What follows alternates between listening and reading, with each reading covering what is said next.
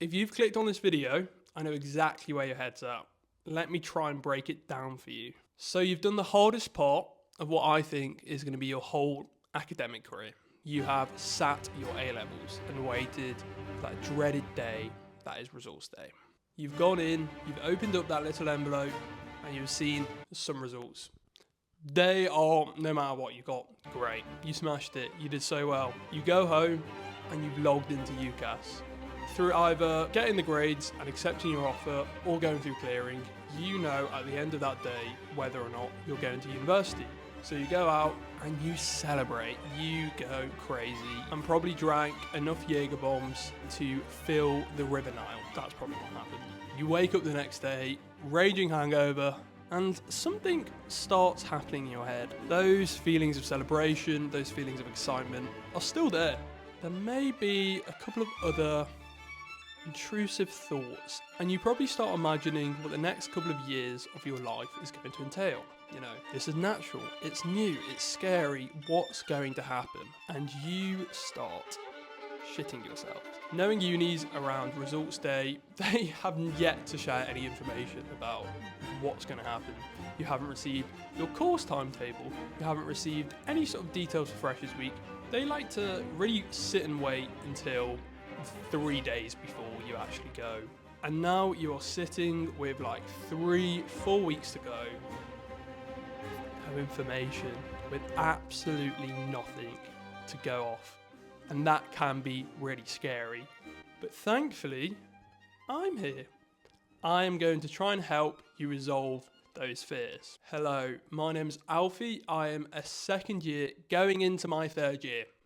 Horrible, disgusting. We don't want to talk about it. It's so scary. It makes me feel sick thinking about it. But anyway, I'm going into my third year at the University of Cambridge, and I have already had 2 years of uni experience under my belt. And I thought it could be really helpful to try and use my experience that I've gained over the last 2 years at uni and tell you that all those fears that you have at the minute, they will not happen. They will not come to light. But that's not really very helpful to say by itself. So thanks to little 19-year-old me who wrote a list before he went to uni of his top 5 biggest fears. And I thank my 19-year-old self now because it means I get to go through them. And I can now retrospectively look back on that list and I know how and why these things didn't come to be. I thought it could be really helpful to maybe share them with you and share some advice. Think of me as like an older brother. I am watching you about to go to university. These are the things I think you need to know. And hopefully it will give you a bit of peace of mind. And now you can go into university just with excitement and eager anticipation for what the next 3 or 4 years of your life are going to look like. Trust me, it's so much fun. It's great. You're going to have such a good time. Okay, let's do this. Let's smash it. So the first fear that I wrote down was a question. And that question asked, can I lead a healthy life? At the time, leading a healthy life was a strict set of rules that I set myself. That was kind of a black and white sort of deal. If I fulfilled this list, if I met all those requirements, I had a healthy life.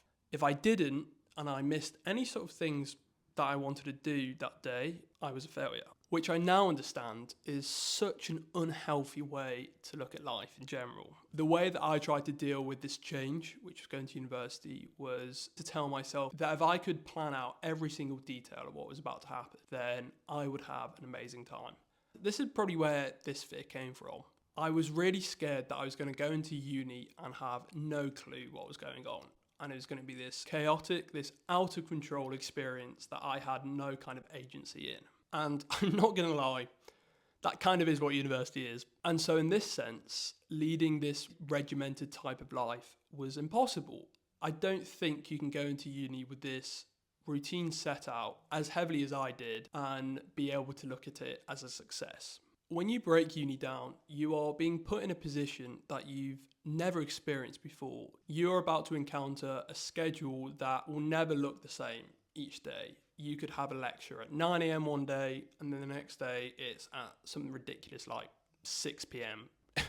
I've had them. It's horrible. I wanted to go to the pub, and I was instead sat learning about priests and monks because I do theology. That's my thing. So that's really fun. When I first wrote this list and when I had these fears, I was so scared that I was going to not be able to commit to this routine, this series of expectations that I set myself up for. This navigation of life, this heavily routined version of it is not good. Not even just at university, but just in general. And this expectation was not only unrealistic, but it was just also such a bad way to look at life. I think it has risks of being really restrictive and really destructive as well. And you're not going to have a really good time at uni if you're going into it with this perfect idea of what's going to happen. And so, in this sense, I think what university has taught me about leading what is deemed a healthy life is that it's all about compromise. And by no means am I saying a healthy life is impossible. By this, I just mean university life is going to be different to what you experience now. But that's okay, and that's really healthy, and it's normal. So the way that I understand living this healthy life now is, in my opinion, probably the healthiest way I've ever looked at life, at routine. And I'm so thankful for uni for teaching me that. So in a way, this fear was solved by university, not because I went and realised that this life that I wanted to lead could happen, but because university and the chaos it brought made me really reevaluate what living a healthy life was, where you can exercise regularly and eat responsibly, but also know that some days aren't going to look like this. And that's fine, and that should be encouraged. Because on some days, you need to realise that living that healthy life is not what's best for you. Because of uni, I have now truly achieved the perfect balance. And let me break this down for you. This is what you're here for. This is all the tips and tricks that you're looking for. So on most days, I'll admit, I do eat healthily and I do exercise as much as I can. And I don't think it takes that much to integrate this into your busy uni schedule. Exercise, for example, can be integrated any time during the day. And by exercise, I don't mean you have to run a half marathon or go complete an Ironman on the weekends. A healthy form of exercise can literally be a mental health walk, a 20-minute jog, or it can be a 40-minute session at the gym. Whatever you feel like your body wants, whatever you feel like your body needs, that is probably what you should do. And these things, because they are so short, can really be fit into any part of your day, whether it's 6 a.m. in the morning or 9 p.m. at night. You can do some form of healthy exercise, a break from your regular academic routine. It should take no more than an hour and needs to be kind of a thing that you try and do as much as you can. Because even though maybe at the minute you don't feel like you want to, it is so important and such a healthy form of break that you can give yourself that your mind will feel so much better and your whole body will as well. It is something that I know that if I'm having a bad day, exercise tends to be the solution, and it makes me feel 10 times better than I did before I did it. With this in mind, eating healthily is also a must. It also needs to kind of happen. And for more than just the regular reason of eating healthily equals good body, because that's genuinely most of the time not the reason I do it. The reason I do it, the reason why I think it's such a good idea is because it's the cheaper option at uni. When you are trying to manage a budget and when you're trying to kind of save as many pennies as you can, eating healthily by kind of cooking your own meals and using raw ingredients like fruit and veg, they will save you so much money. This is coming from me, who is a takeaway fiend. I love a takeaway. Takeaways in any form are amazing. If I told you how much I spent on McDonald's in the first 2 years of uni that I've done, I'm pretty sure I could go on a week-long trip somewhere. If I had a gun to my head and the masked kidnapper told me that I can either have Domino's for life or save my family, I would be asking, does the Domino's come with a free drink and a cookie? I love a takeaway. It's so good. I'm its biggest fan. If there's one takeaway fan left, I'm here.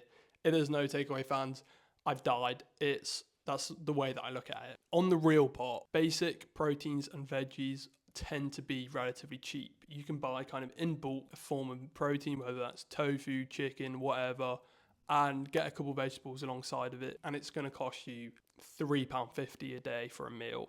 I have done it before, I've worked it out, and I can get my budget that low for eating. And it's tasty as well, don't get me wrong, it's not like you're sat there eating a bowl of boring food. You can kind of zhuzh it up as much as you want, and it's great, and it's really, really, really tasty. I think in general as well, the actual process of cooking can also be so good for you. It's not only about what you're eating, but what you're actually doing during that time. Because with a takeaway, you could be working in the library 1 minute, getting your takeaway the next, and eating it, and then being back in the library within 25 minutes of doing something. The actual process of cooking can be a massive stress reliever. It is that portion of the day where you are doing something that is completely disconnected from any kind of stressful experience in your life. And it is such a good form of kind of productive downtime that you start craving after a while of being at uni, which is in itself a very stimulating environment. And this is the perfect remedy for that. You can put your headphones on, you can zone out, and then at the end of it, you've got this really nutritious meal that you're gonna feel really satisfied with,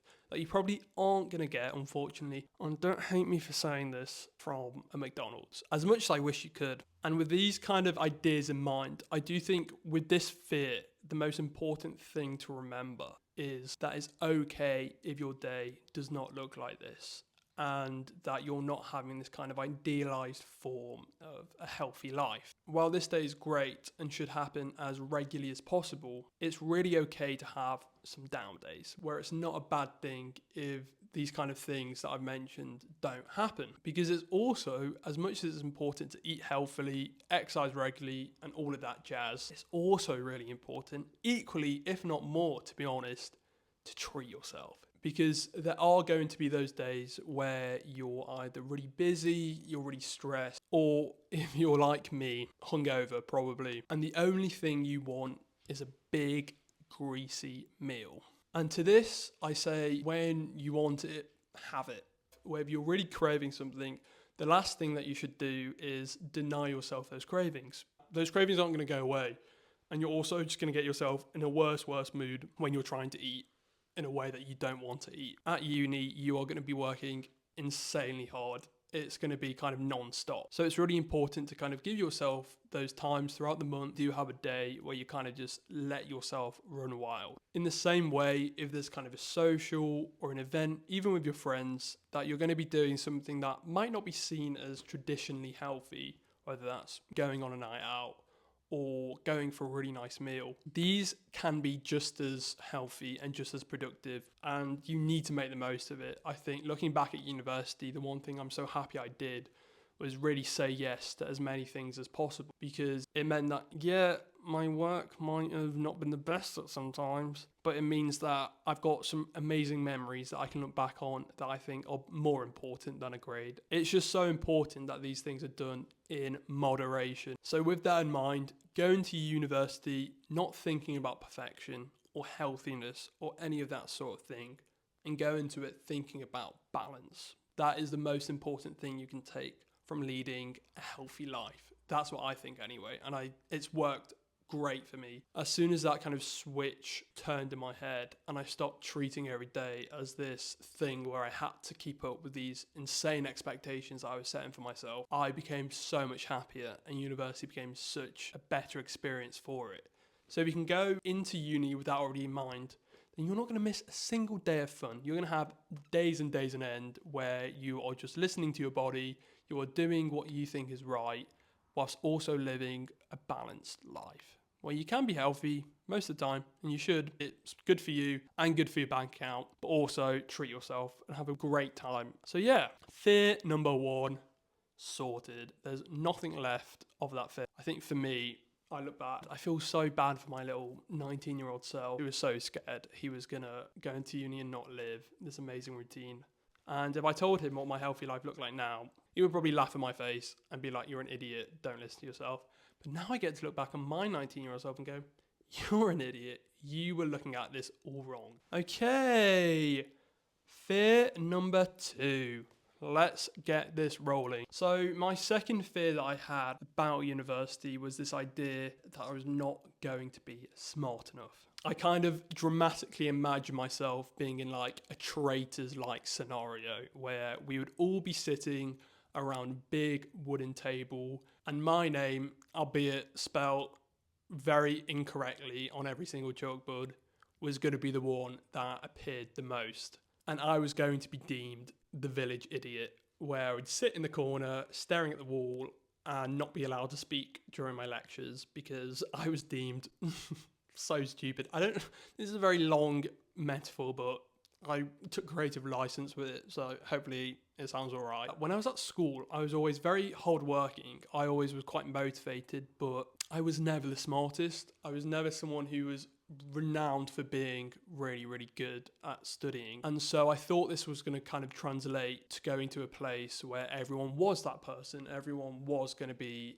the smartest in the class. And don't get me wrong, I would need about 400 fingers to count on my hands the amount of times I've left a lecture not knowing what's just been talked about. But that overall initial expectation that I had, where I thought I was going to be immensely thicker than everyone else, never happened. See, there seems to be a general pattern when it comes to this fears. I'll let you try and work out what that is. And I realised after kind of going to uni that this fear I had was the exact same fear that every single one of my peers had as well. There was almost this belief that I was going to go into uni and everyone around me were going to be robots and they were going to automatically know everything about our subject, and I was going to be sat there not having a clue what was going on. But when I got there, I realised that, oh my God, shocker, everyone is human. Everyone has the exact same makeup as me, and they are also going to have periods where they don't know what's going on.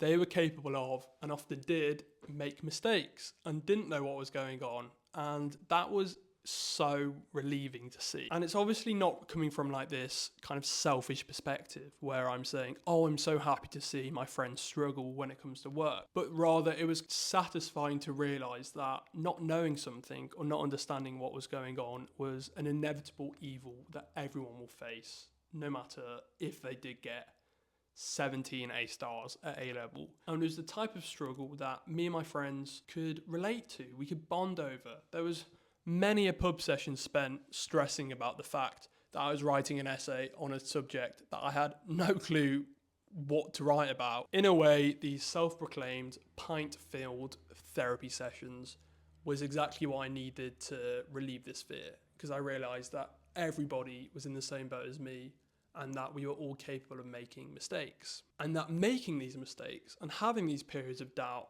is not the end of the world. It is such a natural part of life. You're always going to find something that you don't understand. The chances are, during your time at uni, you are going to come across topics, you're going to come across subjects, modules that no matter how many hours of work you put in, you may not ever fully grasp as well as someone else on your course. And I'm not saying this as a lesson to teach you that you should just give up and that you should not even try anymore, because that's an awful mindset to have before going to uni, because at the end of the day, you're going to uni to be challenged. You're doing a subject that you're interested in, that you want to learn more about.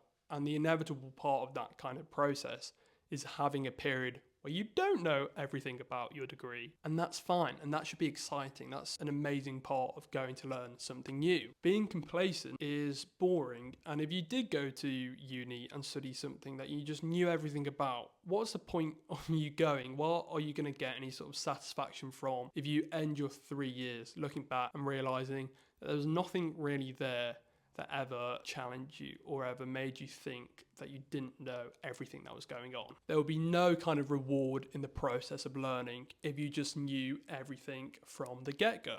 In fact, the topics and tests that I look back on with the most pride and the most satisfaction are the ones where I was so scared to sit them, because 2-3 weeks beforehand, I really didn't think I knew anything about that topic. But after kind of that typical panic-filled week of studying where I was pooing my pants the week before the exam, I look back and I look at those results, and those are the ones that I view with the most pride. It's the most rewarding type of studying I think you can do, because you go from a period of doubt, not knowing anything, to a period where you're like, oh my God, I just wrote 3,000 words on a topic that I thought I was never going to be able to do. And that's such a good feeling, and a feeling that I don't think I really experienced until going to uni. And really, if you think about it, these are the modules you are going to do the best in, because they are the ones that you're going into the experience with the least amount of confidence in yourself. So the chances are you're going to overcompensate. And by overcompensating, you're fulfilling every examiner's dream of being able to know a subject inside and out.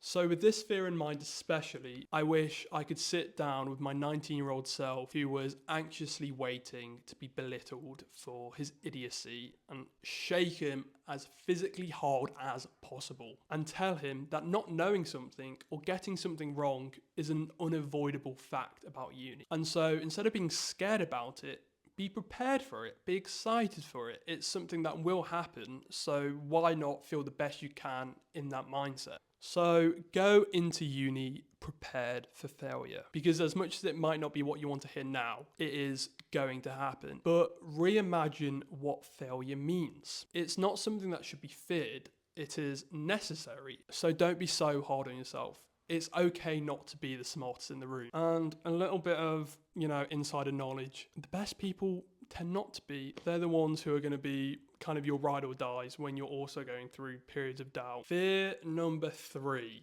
And I think this leads really nicely from my last fear. And this was the anxiety of not being able to compete or not being able to put up with the workload that you receive, and that kind of anxiety of entering a very academically overwhelming environment. During A-levels, I can retrospectively look back and realise that my study habits and the way I approached high levels of workload were not the best, they were not the healthiest, nor were they the most productive.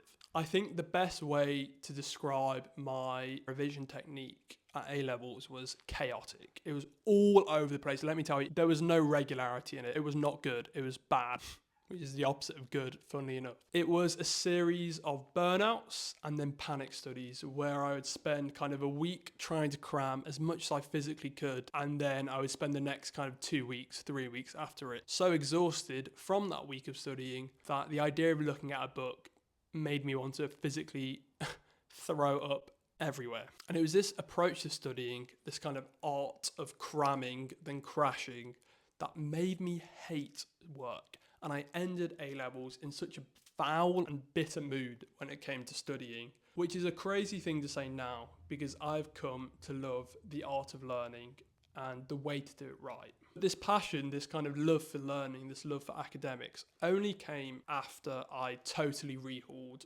what my idea of revision was and the way to do this productively. Because the way I did it during sixth form was the complete opposite to the way to build a productive relationship with academics. So with this in mind, with the previous way I approached revising, I think the best way to approach this fear of workload, like a lot of my other problems I had and a lot of other fears I had before uni, is with a command of balance and routine, which I feel like I've droned on this entire video about. It's the only thing I seem to be saying. But the reason I constantly seem to be coming back to it is because it really is the mantra to my life. No matter if it's healthy eating, exercise, or working hard, you cannot achieve any of this without balance. If you remove balance from like your equation of productivity, let's say, you will not see any of the things mentioned above as enjoyable or productive. They will become chores that you have to do.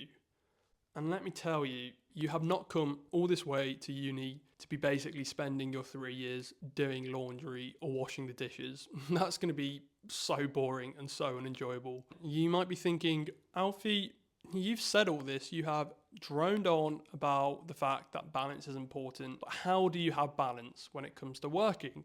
Especially in a place like uni where you're going to learn. Your entire uni existence is required of you to work hard and to constantly be thinking about academics. So what does this actual routine look like? How are we breaking it down? And I think I've been able to manage this in a very easily accessible way that I'm going to share with you right now. I think the best way to balance your uni life is through the 9 to 5 structure. You are going to be treating your uni work like a regular day-to-day job. that you go into the office at 9, you finish at 5, and you don't really think about your work outside of those hours. It sounds counterintuitive to be saying that in order to have passion for something, you have to have it in this controlled, set out box. Because when you think of passion, you kind of think of these spur of the moment ideas that you kind of have and you just run with them. But I do really believe that you can have passion in a regulated form, in a controlled and set out way. And for a long haul shift like uni,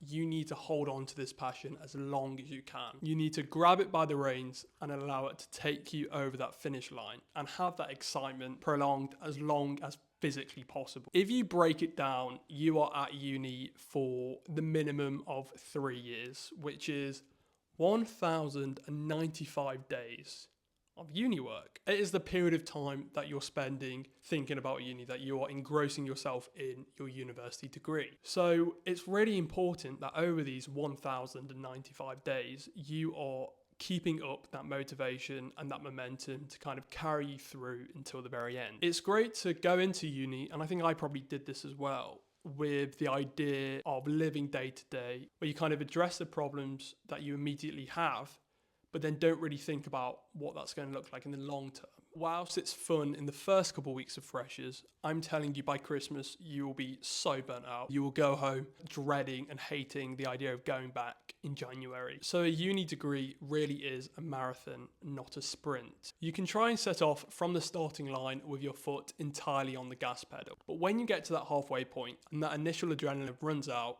the rest of that experience is going to be hell on earth. You will get to a point where your legs literally will fail and they will stop working. I'm no expert in running, but I don't think that's good. I don't think that's what you want to have in a race. So you don't really want to have that at uni either. So coming back to how you actually achieve this, I think balance is so much easier to maintain when it feels like it's out of your control, when you feel like you almost have no agency in the decisions you're making. And this is why the 9 to 5 approach works so well for me, because you are introducing regularity without feeling very responsible over it. It's out of your control and not something that you're really making an active decision in. With the 9 to 5, you are treating uni like a regular job. And with a regular job, you can't just not turn up one day. You can't just decide that today, I don't really feel like going into my office job. I wish you could, but looking at my career prospects, I don't think that will look particularly good if I do that. Quite frankly, by approaching university with that same mindset, you are no longer really taking responsibility for doing it, because by giving yourself that routine, by giving yourself the 9 to 5, you're basically telling yourself it is something that I have to do. And that responsibility of getting up and doing your work kind of disappears. Now, I say kind of because, as we'll see in a bit, this metaphor is partly a little bit flawed, but uni does feel a lot more self-contained. And with this idea of self-containment, with this idea that you're kind of in control of everything, it does take a lot of mental strength for you to encourage yourself to get your work done and get everything sorted for when it needs to be. Uni's also taught me a really valuable lesson about the importance of self-motivation, of telling yourself, I'm going to do this thing because I told myself I was going to do this thing. And living up to that promise you set yourself about establishing and keeping up with this routine that you've created. And so this is kind of why I said the metaphor is kind of shifty. It's kind of all over the place. The idea of responsibility doesn't completely disappear, because as much as you're not having the same level of agency you would if you're living your life day by day, you still have that kind of responsibility to commit and to live up to that routine that you've given yourself. But unlike living in day to day, it is a responsibility that you can shove in the back of your head. If you're giving yourself this routine that is the same day in, day out, you no longer have to be worrying about whether or not you're getting this work done today, because you already know that if you stick to this 9 to 5, you will be just fine and you will get everything done. With this 9 to 5 in mind, you can now set your life at uni into these very two different distinctions of the hours at which you work and the hours at which you don't. And so you're not going into it thinking, oh, I could do a couple of hours today, but rather these are the hours that I'm definitely going to get things done. And these are the hours that I do not have to think about work at all. If you can maintain this 9 to 5 outlook where you're giving yourself an hour lunch break, and let's be generous, let's say 2 30-minute breaks either side of your lunch, you're achieving 6 pure unbroken hours of work a day 5 days a week, which is an overall total of 30 hours a week, which is plenty. In my opinion, you do not really need to do more than that in a typical week at university. All uni-related work can be fit into these hours. So even if you have a lecture at 12 p.m, for example, that counts as one of your productive hours. And this means that you have your entire evenings and weekends to do whatever you want that doesn't revolve around work. So this can be going to the gym, this can be going on a run, or it can be sat on your phone scrolling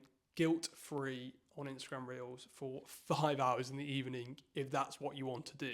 It's a mindset that allows you to do what feels like very little work, but very, very good quality hours of work. And that's what really uni is about. It's about quality over quantity, because with these hours, you are constantly coming back to working, feeling refreshed and ready to go, and knowing that actually overall you have quite a short stint to do before you get to have another break again. It really feels like you're doing the bare minimum while still making the most out of your degree. And that is kind of a feeling that I thrive off. I am someone who is quite inherently lazy, who doesn't really like to do lots and lots of work. So by being able to fit what feels like a lot of work into a short amount of time is great. And it means that I get to have so many hours of doing things that is not work related. Don't get me wrong, there may be peaks and troughs of your workload, where in some weeks you feel like you have so many free hours and you have so little work to do them in, and there may be other weeks where you feel like you are completely out of your depth when it comes to work. And for those days where there doesn't seem to be much to do, it's really, really easy to feel like you get to have a shorter work day. And again, you're probably going to hate me when I say this, but please don't do this. Please stick to the 9 to 5. The 9 to 5 is your God and you are a believer in it. Trust me, I do theology, I would know. Even if you finished all your immediate uni content and you really do feel like you've got nothing left to study, use this as a time to pursue other productive things, such as looking at internships, or possibly catching up on a lecture that you missed, or making revision content for when you have exams. You will thank yourself for doing it when that time comes that you need them. And for the weeks that you feel like you have a crazy amount of stuff on, it's okay to do a couple of extra hours on the weekend to try and catch up. Now, I'm not saying that you should do Saturday and Sunday as a 9 to 5. Those days should be majorly for relaxation, recuperation, and getting yourself ready for the next week. But it's okay to do 2 or 3 hours a day. It's really not that much. If you started at 11, you can be done at 2. And then you have the rest of the day and the morning to do whatever your heart is content for. And again, it feels like sacrificing a little bit of time for your future self. And that type of responsibility and that type of self-motivation is so important. And that's why I love this approach, because it feels like you're transforming your workload from this immovable wall to form a lovely set of marble steps that you can climb one step at a time by transforming it into smaller, manageable chunks that feel a lot less scary to overcome. Okay, we are on fear number 4. And this fear was about me being able to make friends. And I'm going to start by saying, yes, you will make friends. It is a known fact. It is something that will happen. It is as knowable as the fact that rain is made out of water. Everyone going into uni is feeling exactly the same. They are all, for the most part, going to a place that they have very few prior connections with. And instead of fearing that I wasn't going to meet anybody, I was exposed to this free-for-all of social interaction where everybody and anybody were trying to talk to each other to try and see if they had any interests that aligned. You will be speaking to people that you've never spoken to before about random things, and by the end of it, you will have a friend of some sort. It does feel like something out of the Hunger Games though, being raised on this platform with a massive timer counting down, a guy on the right who does maths and a girl on the left who does Spanish, and they are going to be running with you into the middle because chaos is going to assume, and it's going to be so intense. And instead of the cornucopia, it is kind of like a freshers fair where you... So in this way, the reality of the situation was kind of the opposite to what I feared. It was not that I was not going to be able to meet anybody and not be able to have those conversations, but rather I was given a sea filled with so many different fishes that I did not know which one to catch. So I do think that actually for this, it makes more sense to not speak about making friends, but about navigating this social chaos that you're going to come across. The way that I did this was attaching myself to the first group of people I properly met, which happened to be my staircase, my flatmates. And to be fair, I really recommend doing this. I think this is a really, really good first step. One of the things I really craved within the first couple of weeks of getting to uni was a feeling of a support system that I had throughout my life already. But now I've gone to this new place and all the people I kind of relied on to give me social support no longer were there anymore. And I was completely by myself. And so by attaching to the first group of people I spoke to, I did this in order to replace that friend group that I had, that I felt at least a little bit supported, that I had people that I could rely on if I needed to speak to about my problems. As much as I think this should be encouraged, I also think that within my experience, there are things to be learned from and things that I wish I probably did better at the time. And with this, what I do think I did wrong was after attaching myself to this friend group, I quickly shut myself off from making friends with anybody else.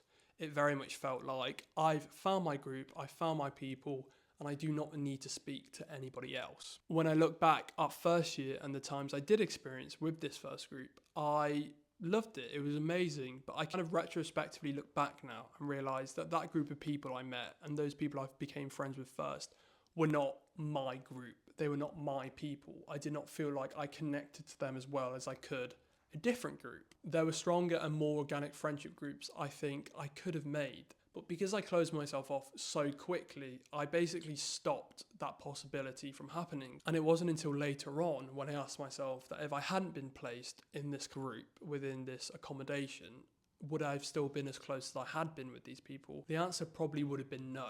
And I also think this probably came from a place where I actually didn't really know what I wanted, what I actually knew of myself when I was going to uni, who I was and therefore who my friends should be as well. And it wasn't until later that year where I felt like I knew myself better that I started to make the friends that I felt like I was meant to be with. And it's got to a point where with these people, with the friends I made later on, I genuinely feel like they are my brothers and sisters. And it's so wet to say, but it's true. And it's made university the better experience overall. And I'm so happy and grateful that I did eventually find them. And this whole tangent, this story of my life is being told for two main reasons. Making friends will happen. It is an inevitable. It's a necessity. It will happen. There is no doubt about that. Being a fresher and kind of embarking on this journey together is the best type of bonding experience you will ever have. I do not doubt that any of you watching will ever struggle to make friends, and you'll look back on your first year laughing to yourself that you ever thought meeting the people you were meant to meet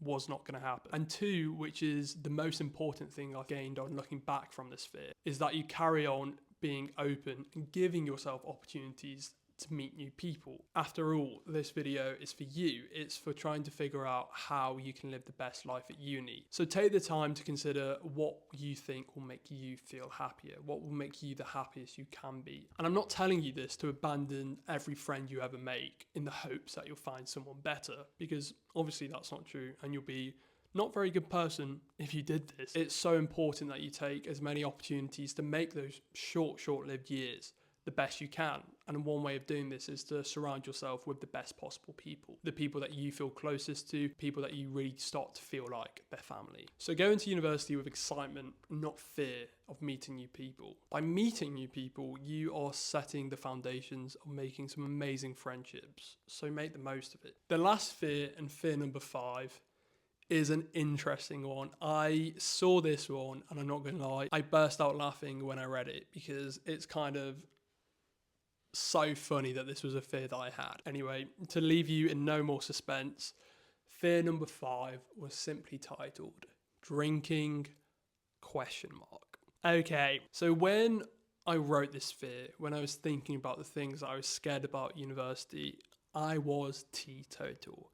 I did not drink. I'd been off drinking completely for maybe like a year at this point, and I was really hoping to keep this going when I was at university. So I was so scared of going into uni and not being able to navigate a place that is kind of known for being very alcohol heavy, where a lot of experiences, especially in Freshers Week, revolve around some form of drinking. And I say all of this as someone who now drinks. This fear is a very tricky fear for me to try and explain, because you may be thinking the reality of this story is that you have to drink at university. And to this, I say no. So, what can we gain from this fear? Do I have a backbone made out of jelly? Yes. Yes, I do. But I do think I'm still quite adamant in that university does not have to be enjoyed when you are drinking heavily. I genuinely do believe there are experiences that you can have where alcohol plays almost no part in it. Some of my closest friends do not drink and they still have the best time on nights out. I know a couple who come to mind who, when you want a night out, they are the most reliable people to go to. They absolutely love a night out and they do not drink at all. So it's really clear that alcohol is not a necessary means to have a good time. And there's no point in university where, because I wasn't drinking, I felt pressured to drink. I made that decision very much on my own without the kind of expectations of others coming to mind. People will, for the most part, understand why you don't want to drink, and they will not pressure you to change that. They will be very happy if you decide to have a Diet Coke or an alcohol-free beer instead of an alcohol one. And if you do find yourself surrounded by people who are very encouraging of you to drink to the point where it feels like your friendship and your relationship with them is being tainted by the fact that you don't drink, do not give them the time of day. They are not worth your time. I think this also links into kind of an overall theme of identity and what happens to your identity and your sense of self when you go off to uni. For me, when I look back on freshers, I view it in a very similar way to the way I understood year 7. Most of the time at uni, and the way it worked for me was that I was going to a uni that none of my friends were going to, so I didn't really have any kind of pre-established connections before going in. I basically had no attachments to myself before I went. It was the biggest new leaf you could ever imagine. Think of a palm tree. It was like that size of a leaf, one of those big ones.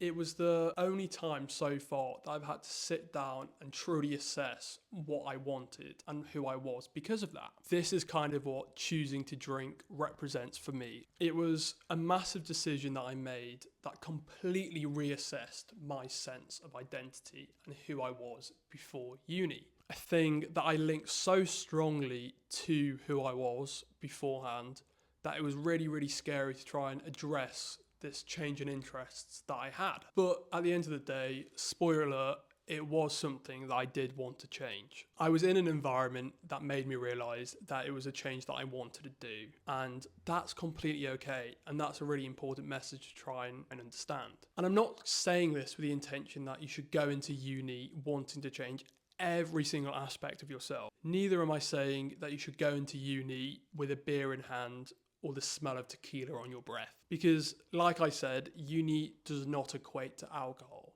And if that's something you truly want to do, you will find people who accept you for that. And you'll find like-minded people who share that interest and share that passion. But what my dilemma I had with drinking has taught me is that it is okay to change. That if you do want to change something about yourself when you are in this new environment, that is completely fine and acceptable. As much as you should look back on your former self with kind of respect and nostalgia, it's also completely understandable that you might want to approach things differently going forward. So you are never going to be the person you were a week ago or a year ago or even 10 minutes ago before you clicked on this video. And so the choices you make now aren't going to affect that person in the past. Rather, they are going to be the things that make you the person you are tomorrow or the next day or in a year's time. And so as much as you should have that attachment to the person you once were, you should be more focused on who you are going to become. The person you may be in 20 years' time is relying on you to make those decisions. You'll want to change just as much as standing kind of by your morals, and that respect to yourself is healthy. It is so healthy, and it should be encouraged as much as possible. And it's such a healthy way to understand your own development. And I say all of this because I can't believe that was a pint of Guinness that made me realise this. It was splitting the G that made me realise that it's okay to change if you want to the absolute dismay of my former pre-uni self. But hey ho, that's not me anymore. And so, what do I care? Bear with me, I know that this was probably not the highest production quality and probably not the best form of presenting, but this is my first video. So what can I do about that? If you did enjoy, I'm going to be releasing a lot more content like this. It's going to be all things uni. Please do subscribe if you think you want more advice like this or any uni adjacent videos. And if you enjoyed this and you had a great time, please go have a look at some of the other videos on the channel. My great friend and co-creator Lewis has done some great videos on similar topics, so please do go check them out. And also, if you are coming to watch this as someone who has already done uni or has already gone through uni, please leave any more advice you have for our freshers in the comments. I would love to see them. If you've got any more questions, if you've got anything that you want to ask, please feel free. I have so much time on my hands now that I'm in summer break to answer your questions. So please feel free to write anything down below. I'll leave you here. Have a great rest of your day, whatever you're doing, and hopefully see you for next week's video, which I hope you'll find just as interesting and productive. Thank you for watching, and I'll see you guys later. Bye bye bye bye bye bye.